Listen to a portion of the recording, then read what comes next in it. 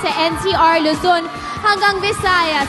At syempre guys, hindi magpapatalo ang Mindanao! Ito na ang ating 11th and last grand finalist.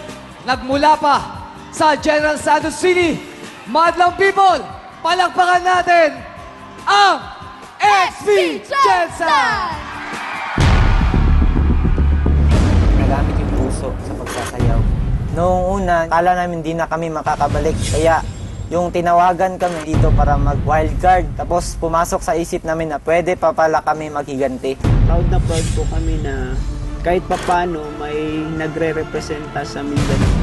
Tunay na talent na galing ng Jensen, tsaka yung tunay na pagkakaisa ng grupo.